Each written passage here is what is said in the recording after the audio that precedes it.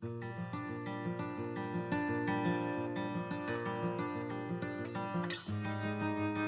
is March the 4th. Today, the Levites rebel.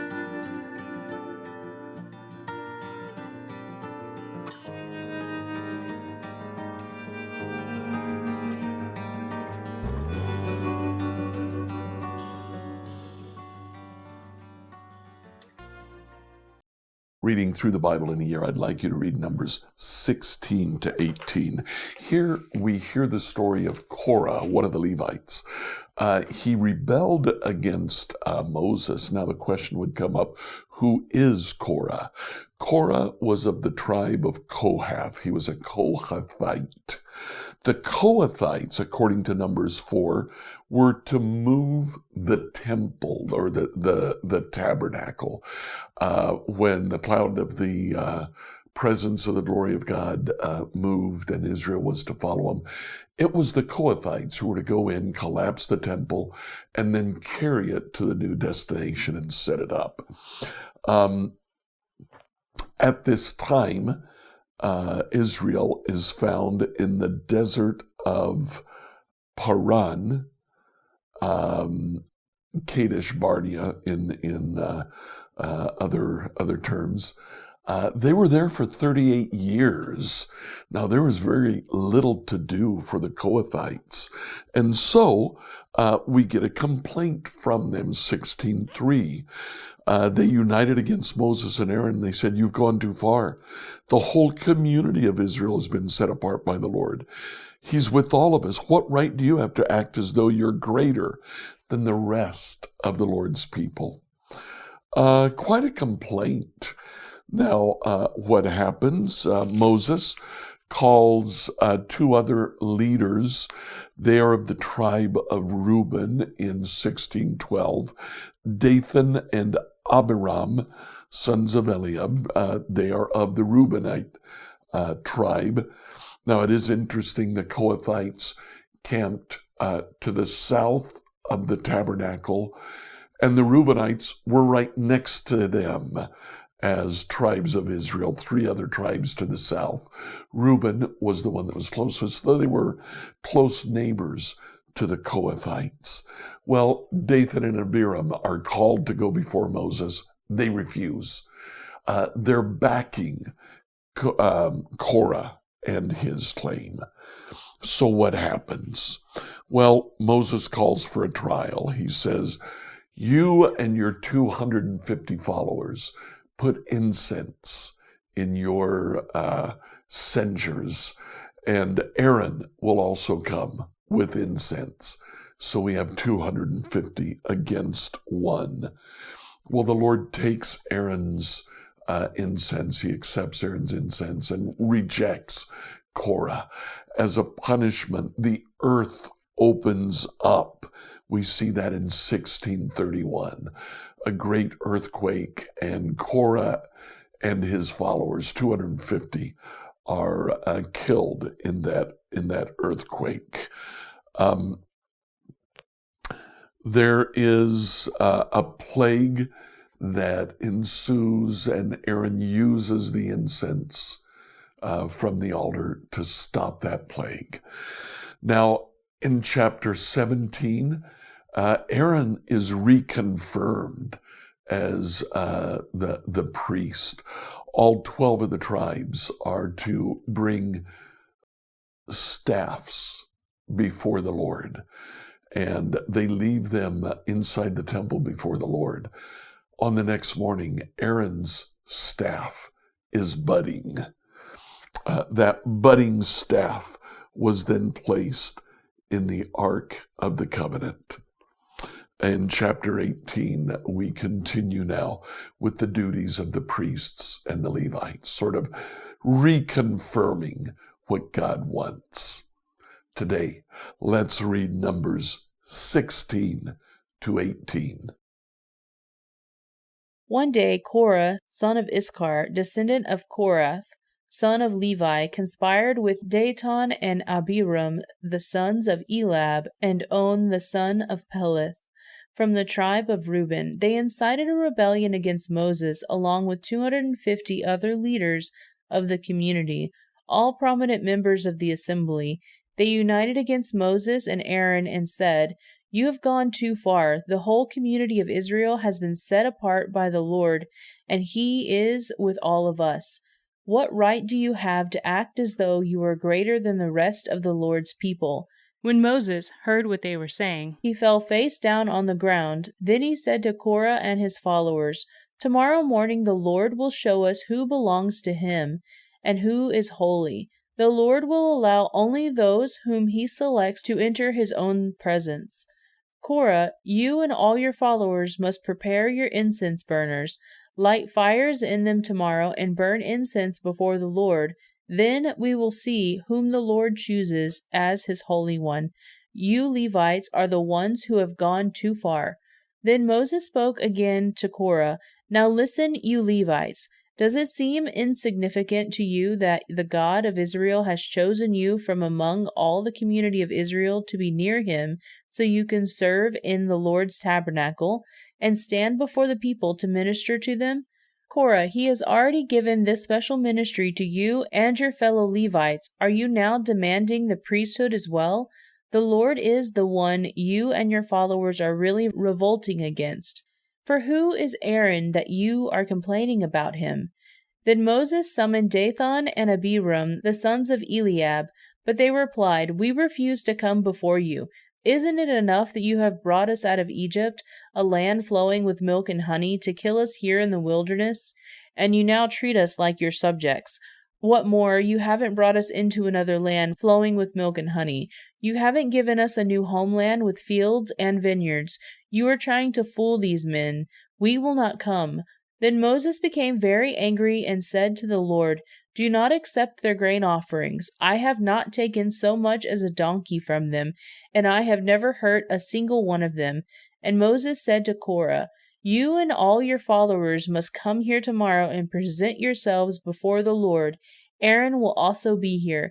You and each of your 250 followers must prepare an incense burner and put the incense on it, so you can all present them before the Lord. Aaron will also bring his incense burner." So each of the men prepared an incense burner, lit the fire, and placed the incense on it. Then they all stood at the entrance of the tabernacle with Moses and Aaron. Meanwhile, Korah had stirred up the entire community against Moses and Aaron, and they all gathered at the tabernacle entrance. Then the glorious presence of the Lord appeared to the whole community, and the Lord said to Moses and Aaron, "Get away from all these people so that I may instantly destroy them." But Moses and Aaron fell face down on the ground. "O God," they pleaded, "you are the God who gives breath to all creatures. Must you be angry with all the people when only one man sins?" And the Lord said to Moses, "Tell all the people to get away from the tents of Korah, Dathan, and Abiram." So Moses got up and rushed over to the tents of Dathan and Abiram, followed by the elders of Israel. "Quick," he told the people, "get away from the tents of these wicked men. Don't touch anything that belongs to them. If you do, you will be destroyed for their sins." So all the people stood back from the tents of Korah, Dathan, and Abiram. Then Dathan and Abiram came out and stood at the entrance of their tents, together with their wives, children, and little ones. And Moses said, "This is how you will know that the Lord has sent me to do all the things that I have done, for I have not done them on my own. If these men die a natural death, or if nothing unusual happens, then the Lord has not sent me. But if the Lord does something entirely new, the ground opens its mouth and swallows them and all their belongings, and they go down alive into the grave, then you will know that these men have shown contempt for the Lord." He had hardly finished speaking the words when the ground suddenly split open beneath them. The earth opened its mouth and swallowed the men, along with their households and all their followers who were standing with them, and everything they owned. So they went down alive into the grave, along with their belongings. The earth closed over them, and they all vanished from among the people of Israel. All the people around them fled when they heard their screams. "The earth will swallow us up too," they cried. Then fire blazed forth from the Lord and burned up the 250 men who were offering incense. And the Lord said to Moses, Tell Eleazar, the son of Aaron, the priest, to pull all the incense burners from the fire, for they are holy. Also tell him to scatter the burning coals. Take the incense burners of these men who have sinned at the cost of their lives, and hammer the metal into a thin sheet to overlay the altar. Since these burners were used in the Lord's presence, they have become holy. Let them serve as a warning to the people of Israel. So Eleazar, the priest, collected 250 bronze incense burners that had been used by the men who died in the fire, and the bronze was hammered into a thin sheet to overlay the altar. This would warn the Israelites that no unauthorized person, no one who was not a descendant of Aaron, should ever enter the Lord's presence to burn incense. If anyone did, the same thing would happen to him as happened to Korah and his followers. So the Lord's instructions to Moses were carried out. But the very next morning the whole community of Israel began muttering again against Moses and Aaron, saying, You have killed the Lord's people. As the community gathered to protest against Moses and Aaron, they turned towards the tabernacle and saw that the cloud had covered it, and the glorious presence of the Lord appeared. Moses and Aaron came and stood in front of the tabernacle, and the Lord said to Moses, Get away from all these people, so that I can instantly destroy them. But Moses and Aaron fell face down on the ground, and Moses said to Aaron, Quick, take an incense burner and place burning coals on it from the altar. Lay incense on it, and carry it out among the people to purify them and make them right with the Lord. The Lord's anger is blazing against them. The plague has already begun. Aaron did as Moses told him and ran out among the people. The plague had already begun to strike down the people, but Aaron burned the incense and purified the people. He stood between the dead and the living, and the plague stopped. But 14,700 people died in a plague, in addition to those who died in the affair involving Korah. Then, because the plague had stopped, Aaron returned to Moses at the entrance of the tabernacle. Then the Lord said to Moses, Tell the people of Israel to bring you 12 wooden staffs, one from each leader of Israel's ancestral tribes, and inscribe each leader's name on his staff. Inscribe Aaron's name on the staff of the tribe of Levi, for there must be one staff for each leader of the ancestral tribe. Place these staffs in the tabernacle in front of the ark containing the tablets of the covenant, where I meet with you. Buds will sprout on the staff belonging to the man I choose. Then I will finally put an end to the people's murmuring and complaining against you. So Moses gave the instructions to the people of Israel, and each of the 12 tribe leaders, including Aaron, brought Moses a staff. Moses placed the staff in the Lord's presence in the tabernacle of the covenant.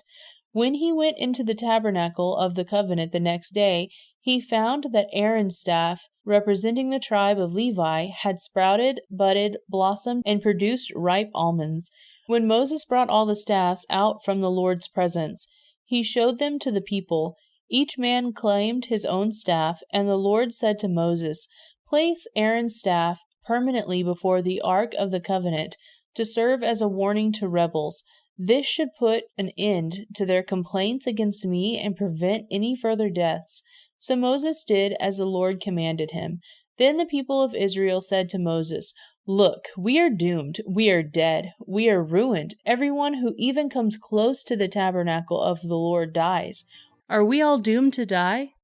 Then the Lord said to Aaron, You, your sons, and your relatives from the tribe of Levi will be held responsible for any offenses related to the sanctuary.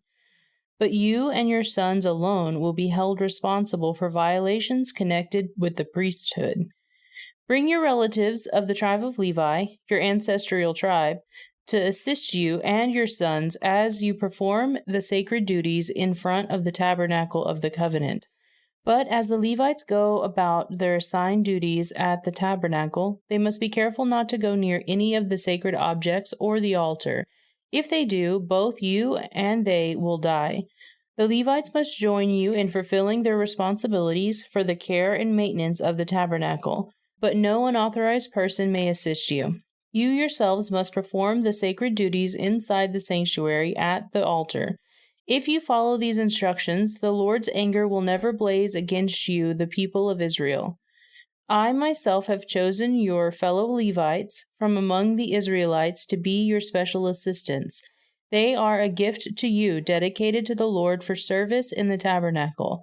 But you and your sons, the priests, must personally handle all the priestly rituals associated with the altar and with everything behind the inner curtain. I am giving you the priesthood as your special privilege of service. Any unauthorized person who comes too near the sanctuary will be put to death. The Lord gave these further instructions to Aaron. I myself had put you in charge of all the holy offerings that are brought to me by the people of Israel. I have given all these consecrated offerings to you and your sons as your permanent share. You are allotted the portion of the most holy offerings that is not burned on the fire. This portion of all the most holy offerings, including the grain offerings, sin offerings, and guilt offerings, will be most holy and belongs to you and your sons. You must eat it as the most holy offering. All the males may eat of it, and you must treat it as most holy. All the sacred offerings and special offerings presented to me when the Israelites lift them up before the altar also belong to you. I have given them to you and your sons and daughters as a permanent share. Any member of your family who is ceremonially clean may eat of these offerings. I also give you the harvest gifts brought by people as offerings to the Lord, the best of the olive oil, new wine, and grains. All of the first crops of their land that the people present to the Lord belong to you. Any member of your family who is ceremonially clean may eat this food. Everything in Israel that is specially set apart for the Lord also belongs to you. The firstborn of every mother, whether human or animal, that is offered to the Lord will be yours. But you must always redeem your firstborn sons and the firstborn sons of the ceremonially unclean animals. Redeem them when they are 1 month old. The redemption price is 5 pieces of silver, as measured by the weight of the sanctuary shekel, which equals 20 gerahs. However, you may not redeem the firstborn of cattle, sheep, or goats. They are holy and have been set apart for the Lord. Sprinkle their blood on the altar and burn their fat as a special gift, a pleasing aroma to the Lord. The meat of all these animals will be yours, just like the breast and right thigh, that are presented by lifting them up as a special offering before the altar. Yes, I am giving you all these holy offerings that the people of Israel bring to the Lord. They are for you and your sons and daughters, to be eaten as your permanent share. This is an eternal and unbreakable covenant between the Lord and you, and it also applies to your descendants. And the Lord said to Aaron, You priests will receive no allotment of land or share of property among the people of Israel. I am your share and your allotment. As for the tribe of Levi, your relatives, I will compensate them for their sacrifice in the tabernacle. Instead of an allotment of land, I will give them the tithes from the entire land of Israel. From now on, no Israelite except priests or Levites may approach the tabernacle. If they come too near, they will be judged guilty and will die. Only the Levites may serve at the tabernacle, and they will be held responsible for any offenses against it. This is a permanent law for you, to be observed from generation to generation. The Levites will receive no allotment of land among the Israelites, because I have given them the Israelites' tithes, which have been presented as sacred offerings to the Lord. This will be the Levites' share. That is why I said they would receive no allotment of land among the Israelites. The Lord also told Moses, Give these instructions to the Levites. When you receive from the people of Israel the tithes I have assigned to your allotment, give 1/10 of the tithes you receive to the Lord as a sacred offering. The Lord will consider this offering to be your harvest offering, as though it were your first grain from your own threshing floor or wine from your own winepress. You must present 1/10 of the tithe received from Israel as a sacred offering to the Lord. This is the Lord's sacred portion, and you must present it to Aaron the priest. Be sure to give to the Lord the best portions of the gifts given to you. Also, give these instructions to the Levites. When you present the best part as your offering, it will be considered as though it came from your own threshing floor or winepress. You Levites and your families may eat this food anywhere you wish, for it is your compensation for serving in the tabernacle. You will not be considered guilty for accepting the Lord's tithes if you give the best portion to the priest. Be careful not to treat the holy gifts of the people of Israel as though they were common. If you do, you will die. Scripture reading from the New Living Translation by Emily Herrera. Like, follow, and subscribe to this devotional on whatever platform you use to listen to it. Email your questions to us at questions@becomehope.com. Tomorrow, Moses rebels.